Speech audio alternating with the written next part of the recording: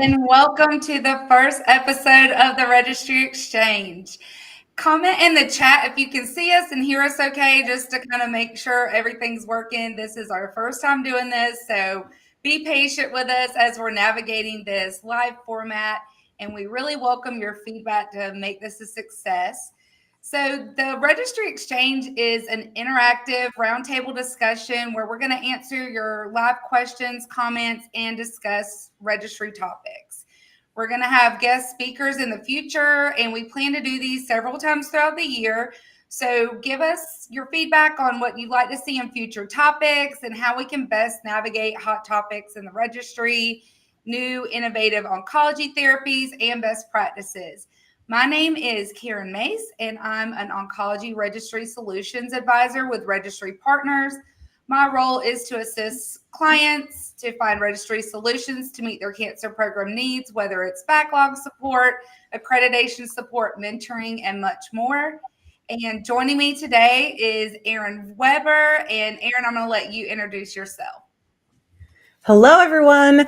My name's Erin Weber. I'm the Program Director for Oncology Services here at Registry Partners, and I do a little bit of everything from registry operations, but my specialty is the various American College of Surgeons accreditations, and then I also meet with various registries to help them get a little bit more healthy and make recommendations on how to streamline things a little bit more. So I'm also going to be monitoring the chat and everything. You'll see me typing in there. There is a little bit of a delay, which is to be expected with live streams, but just bear with us while we kind of get this first one under our belts, and we are excited to have everyone here.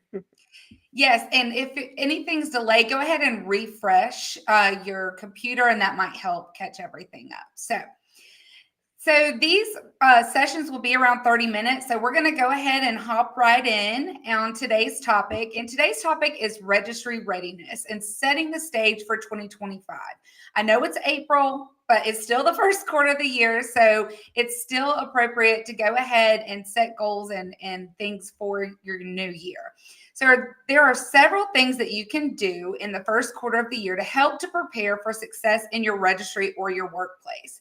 So we're going to share and discuss some of these ideas, but feel free to go ahead and start commenting in the chat about some things that you do to prepare at the beginning of a new year.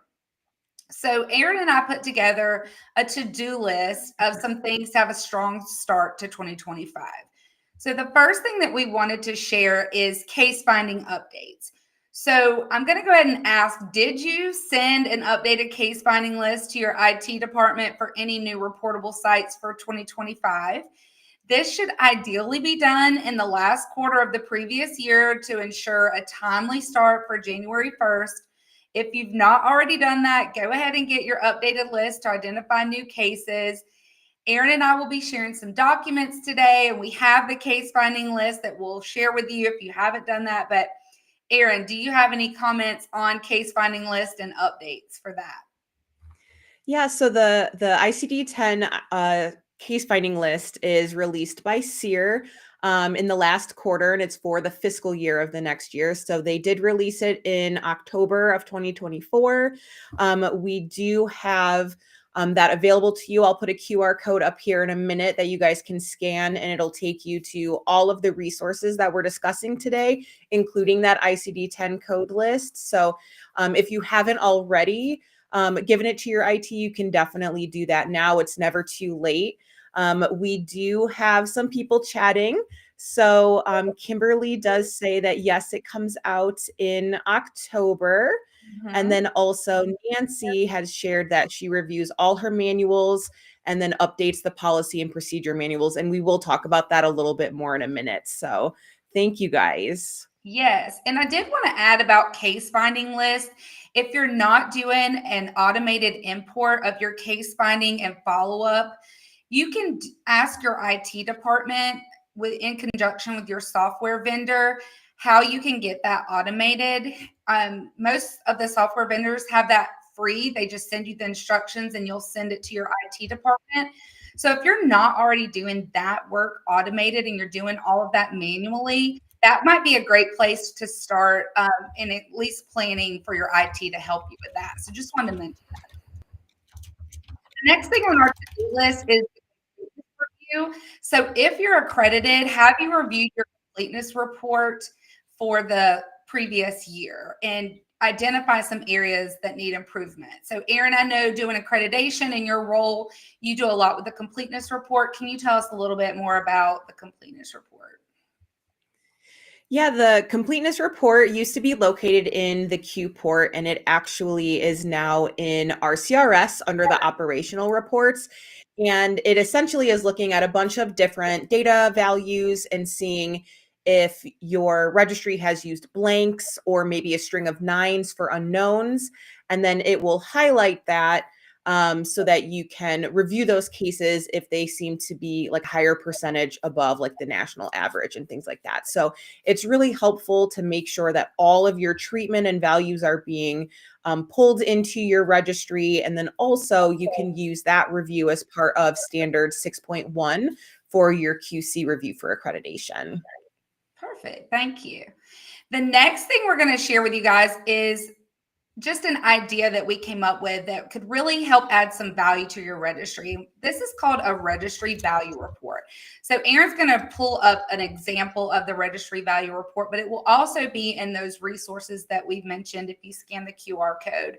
If you don't know how to scan a QR code, you just pull the camera up on your phone, you point it like you're taking a picture, and you'll see a little yellow link pull up, and then you can access the resources that way. Thought that might be worth a mention.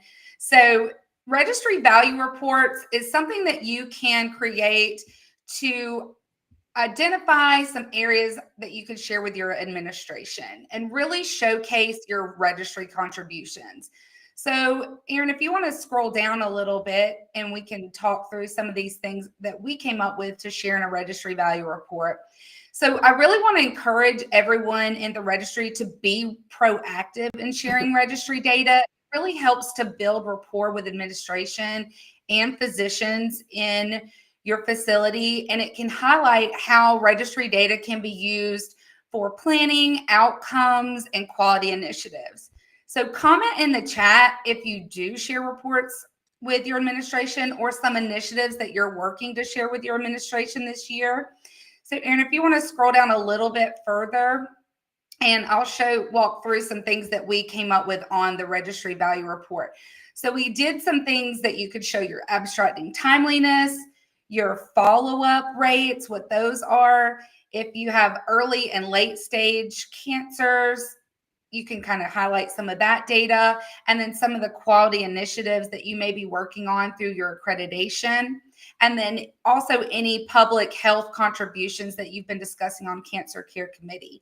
And what this registry value report can really be a high-level overview of all the wonderful work that you're doing in the registry and bring attention to that work in one spot that is really great to hand off to administration or some physician groups in your facility.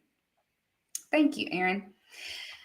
The next thing that is on our to-do list is quality and efficiency enhancements. So what small changes can have a really big impact on your registry? So like looking at your quality control audits from the previous year. You know, from your quality control audits, yes, we're doing it to sometimes meet standard 6.1 for accreditation. If you're not accredited, you should still be doing quality control audits. So if you're not, I encourage you to do that. But based on those audits, what internal education opportunities can be provided? Was there a certain site that everyone in the department was struggling with? Should SEER exercises be assigned, webinars shared, or one-on-one trainings offered? So Erin, you have a comment here. Oh, hi, Candace. Yep, Candace just says that she made something similar to the value report that we just showed, and it really does help admin understand the various data elements. And that she's glad that we mentioned this. So hopefully this will help out some of the registries that maybe haven't made a value report yet. And again, we'll throw the QR code back up there for you all to scan if you still need it. But all of those resources are there for you. Yeah, and what we really want this to be, and then on future sessions, is a chance to share ideas. Candace is already doing this, so that's great. But Candace may be doing something that we don't even mention today, or some of the other registrars on this call may have ideas to share. And we want it to be that roundtable type discussion to share ideas from all over the United States, how people are doing things, best practices. So that's really our goal and how we want this to be. So thank you guys for commenting and giving your feedback. It's really helpful and kind of our vision for what we want this to be. And then the last item on our to-do list is what was mentioned earlier, and it's the policy and procedure manual review. So ensure that your team reviews and updates all your policy and procedure manuals for 2025. Particularly pay attention to any changes or revisions for your practices or accreditation standards that could affect your daily processes and workflows. So, Erin, do we have any other comments in the chat, or is there anything that people have for our annual to-do list in their department that we might not have mentioned so far? So far, it looks like we are caught up on everything, but obviously, if you guys haven't shared yet and want to, please put that in the chat, and we'll discuss that a little bit more. Yeah, absolutely. So once you kind of have those are just some to-do list items, like I said, that Erin and I came up with. We also feel it's really important for you to start setting department goals and doing some strategic planning at the beginning of the year.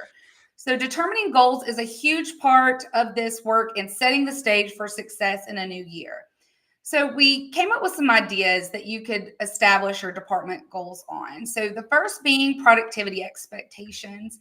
If you don't have set productivity expectations, that would be a place we definitely recommend that you start, because that really helps you to be able to set the pace for the year and see what deadlines you have for abstraction, and based on productivity, when you should be able to meet those goals. So if you don't have established productivity, what we recommend here at Registry Partners is an hour and a half, or maybe 2 hours if you're a more higher level accredited facility in a larger scale that you might have more things to collect. So you really can look at where your abstractors are and set your own productivity expectations. But an hour and a half is a great place to start. If you're state reporting only, it might take a little bit less time. So just kind of establish what works for your facility. Another goal that you could set for yourself if you're an accredited facility is to do a gap analysis. So you could do a survey preparation gap analysis. And Erin, I know you do these in your role for accreditation. Can you tell us a little bit more about what a gap analysis is and how you use that in planning? Yeah, so a gap analysis is pretty much just like the name entails. It's looking at any gaps in your accreditation compliance over the course of your accreditation cycle. So whether that be 1 year if you are seeking accreditation, or 3 years because you're already established. But essentially, it is breaking down all of the standards, one standard per row, and you can have meeting dates then for each column. And I'll use it to mark off when things were discussed, if I have to follow up on something, just keep notes, just really an overall view of our accreditation. And then I'll even use that to make the next meeting's agenda based off of some of those notes and maybe what's missing or not missing. We do have some questions from Nicole and Erica on LinkedIn. We will come back to those once we're done with everything, because it's talking about the value report and then case finding. But I want you guys to know that we didn't overlook anything. We'll definitely circle back to that for you. Yes, yes. And then another great place when you're setting goals for your department, or if your own personal work, is looking at your hospital's goals, or the practice that you work in, what their goals for the year, and really aligning your goals with their goals so that everyone meets the team goal. So really trying to align your work with what hospital initiatives that they're wanting to achieve. If you're not really sure, go to your leadership and say, what is something I could align our departmental goals with some hospital goals for the year? And having that open discussion, I think, would really help you to set yourself up for success there. The other thing that I did in my last role was really at the beginning of the year, setting deadlines and establishing compliance requirements. I did, a really strategic planning. I did it in Excel. I had all my deadlines, how many employees I had, and then how many abstracts that they should be able to complete. Also looked at follow-up, how many follow-ups needed to be done to successfully meet our follow-up targets. If we had survey, different, other different goals we had as a team. And setting that up in an Excel file and really having that visual, and you can share it with your team as you're going along to say, oh, we're right on track, we're exceeding our goal, and just having that visual is great. So if you need to get all of your 2024 cases completed by 2025, what monthly goals can you set to ensure compliance? Instead of just kind of, checking it here and there, really looking proactively at where you are and setting that strategic plan is going to help make sure that you meet those goals. And then lastly, just developing, like we said, a registry type value report and sharing those key metrics with leadership at the beginning of the year and basing some goals and discussion around that. So let's see, Erica said, do you just share the report at a committee meeting, or do you share it other ways? So you could do that at a committee meeting. You could also just share it with your leadership or the oncology team leadership and really start some conversations. You can also share this with even the research department. Some things like think outside the box of who might find your data useful and really be proactive in sharing it with people that you've never really shared data before. Sometimes the research department found out all the things. Even the finance department is a great way you could share your registry value report with, because the finance department's like, whoa, I have access to all this. We're trying to justify planning for a new mammography machine. I didn't even know I could go to a cancer registry. I didn't even know what that was. So really, if you've never talked with anyone from your finance department, that would be someone I would share a value report with. And it just gives the opportunity to highlight your data and the importance of registry data and being really proactive and showing we're not just collecting this data and it goes nowhere. We have a wealth of information that we should be sharing with everyone who wants to hear it. So great question, Erica. And Erin, do you have any other feedback on who to share a report like this with? Do you think I covered it? I know you're trying to probably read questions. Yeah, no, I think for right now, I know there probably is still a little bit of a delay, but there's nothing else about the report. But that's one of the questions I wanted to circle back to. So it was perfect that you mentioned it again. Okay, great. So now that we've kind of went through a to-do list and ways that you can set some goals, another thing that Erin and I thought would be helpful to discuss is engagement, team engagement, and professional and personal growth. So, some ideas for that are planning a team building event if you're in a group. And even if you're virtual, there's ways that you can do team building. Registry Partners did some fun things at the holidays where we had like trivia, and we just did something for National Cancer Registrars Week where we did something that was similar to a Family Feud, and we broke out into groups. That is so fun. Even though we're virtual, I got to meet people that I never really worked with. They just kind of threw us into different groups. So things like that are really fun. Even if you're virtual, you can find ways to network and team build. And then also self-care initiatives. I went and got an hour foot massage on Sunday for a self-care initiative for myself. Erin, is there anything that you do for self-care to kind of help while you're working remotely? Yeah, so I have a timer set for every, well, it varies depending on what I'm doing, but usually about every hour just to get up, do a lap around the house, get my blood flowing again, just from sitting down all day. And then I do have a standing desk too. So when I'm writing reports or doing something similar to that, I'll stand the desk up. So I'm like up and standing around versus just sitting, which can cause a lot of issues in the long run. So both a blessing and a curse with like working remotely and things like that. But all of that definitely seems to help. Yes, I agree. And while we're talking, go ahead and comment one new skill that you would like to learn or refine in 2025, whether it's personal or professional. So, Erin, I agree. There were days I looked at my Apple Health and I'd only moved 360 steps in a day. And I was like, oh, I need to go for a walk. I need to get up more and move around. So I agree with that. So even just something as small as that, like setting a small move goal for yourself is great, but personal professional goal. Erin, did you have any goals that you were trying to meet for the year this year? I always seem to want to learn more about Excel every year. So I have kind of various goals every year about learning Excel. And for a personal goal, I do show horses. I have an Arabian. And so our goal this year is to show us some higher level things and hopefully qualify for nationals. So definitely have a couple of goals going on there. Yeah, that's great. And Excel is a great one.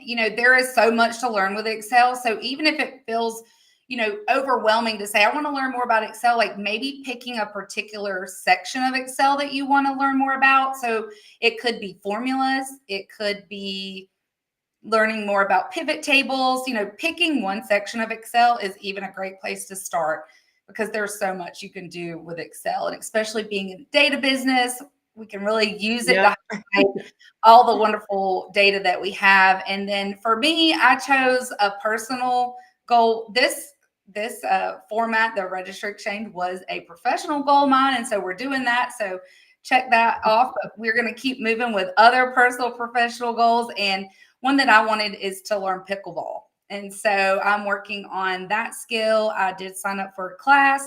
And so now I just have to get out there and learn share what I learned and play with some friends. So we have some comments. So good. What are people saying they have for goals? Yep.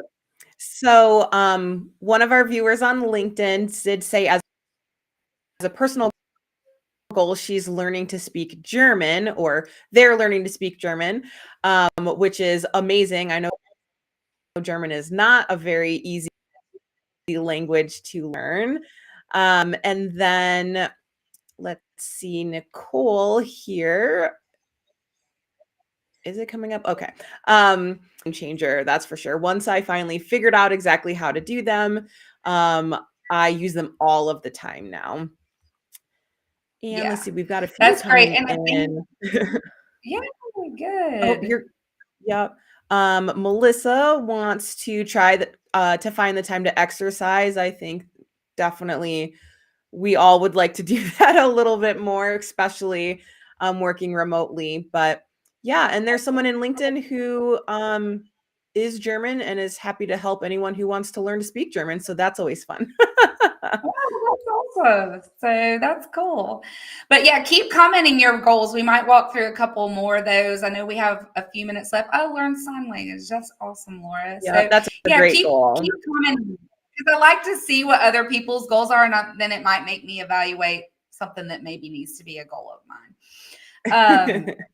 Last year, mine was active listening. We're still kind of working on that. So it's a progress for me. So lastly, what we kind of wanted to go over was some other first quarter things that cancer registries can do to prepare. And this was mentioned, I think, as another comment on something that they do is review the 2025 manuals and updates to coding, staging, reporting standards. I know that we have so many manuals, and I was talking to a brand new registrar, and she was like, I don't even know where to start, and I was trying to help her figure out, and I was like, I forgot how difficult it was to learn all the Mhm. different manuals we had. So not only learning the manuals, but then keeping up with all the changes. So I think the best place to start is the implementation guidelines every year.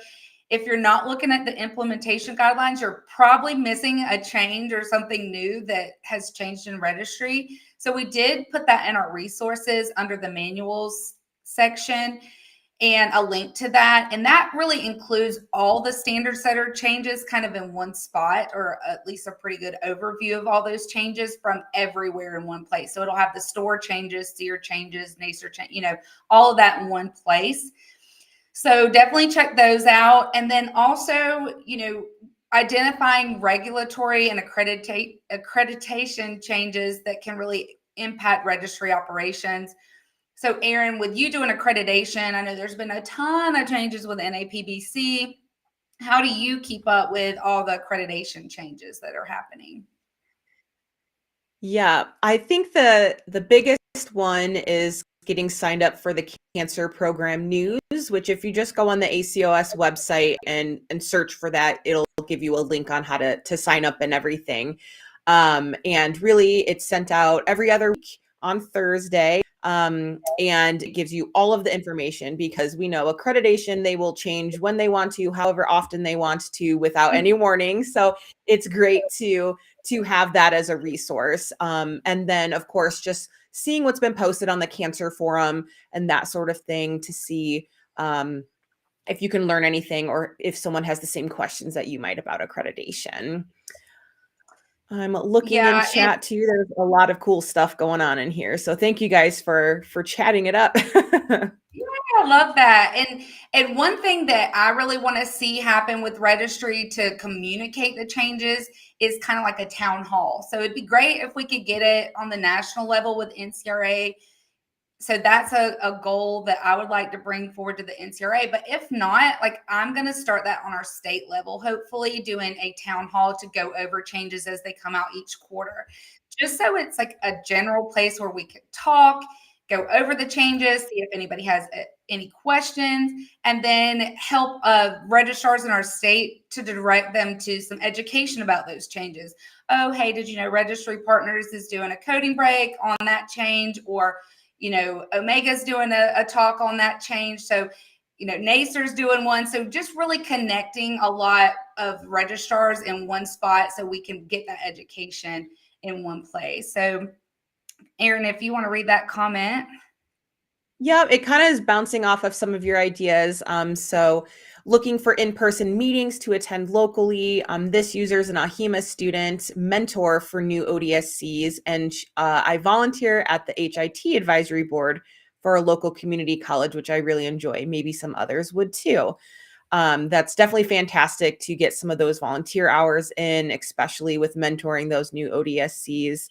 And we actually have Beverly too over on YouTube, who thinks the town hall is a great idea. So hopefully that's something that we can get going. It sounds like quite a few people are interested in something like that. Yeah, it was just, an idea I had. I was like, that would be a great, because AHIMA does that.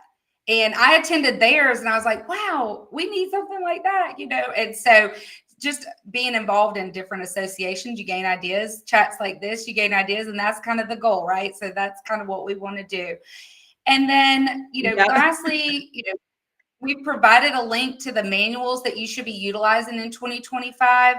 So bookmark those resources. We don't recommend downloading your resources and printing them out like we used to love. I still love a book. I love to mark things in a book, but really need to get comfortable with adding your resources to a bookmark. And if you need help with learning how to navigate the manuals, like the find option, so you can skip to different parts of the manual, not having to read through the whole thing, Erin or I can help you. You can just message us and say, I don't really feel comfortable using my resources online. Can you show me some tips? We're happy to do that if you need any help with that. But that really helps you to stay up to date with your resources as they're released. So I know we have about 1 minute, but is there any additional comments, or are there additional resources that you think that we could provide in helping you to succeed in 25? So comment that in the chat. Is there any other comments we need to? Yeah, I do have one quickly from Nicole. What if a program is working on a backlog? Do you still recommend them to update ICD-10 codes, even if they will not begin case finding for 2025 soon? So that could be a discussion you can have in your facility. I know some people that do wait to send the updates, but I don't think it's a bad idea to go ahead and get it to IT. It could really take a long time with your IT department, and you could even let your IT department know when you're expecting to be completed with the backlog and when you would like it implemented, and just starting that conversation with your IT. We expect our backlog to be done within 3 months. Could you go ahead and have this implemented at that point? So that might be how I would recommend doing that, but it doesn't hurt to go ahead and be proactive and having those discussions with your IT department, because even though you send it to them in fourth quarter of 2024, it could still be sitting on their to-do list to do right now. So that's been my experience with IT, but great question, Nicole. I definitely agree that could be a huge challenge. How to measure productivity for case finding and follow-up. So Erin, I'll let you take that one really quick.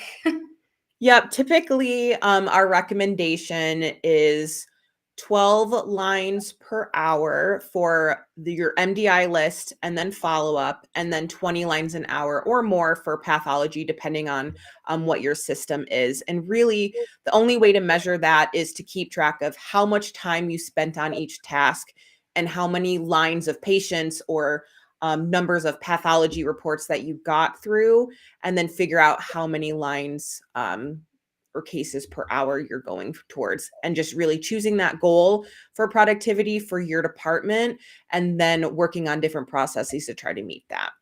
Yes. And of course, if And, you need any other help, Erica, just reach out to Karen or I, and we're happy to help you out. yeah, and if there's any questions we couldn't get to, we'll definitely answer you back. We just are at time. We're trying to keep these at 30 minutes so you can do this during a quick lunch, listen in. But we really appreciate you joining us for our first Registry Exchange. All the feedback we really would love from that. So if you did scan the QR code, we do have the resources on the left, but the feedback would be on the right, and that would be very important to us to hear. Yes. Good, bad, ugly. You don't have to put your name. You could tell us anything you want to, but topic suggestions, some things that Erin and I are throwing around. AI, how to use AI. Are you using Chat GPT, for certain things?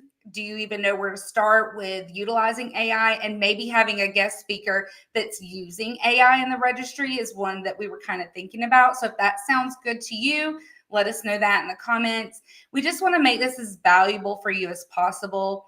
So we really appreciate your time with that. And Erin, do you have anything else to share? Yep, I just have another QR code for everyone.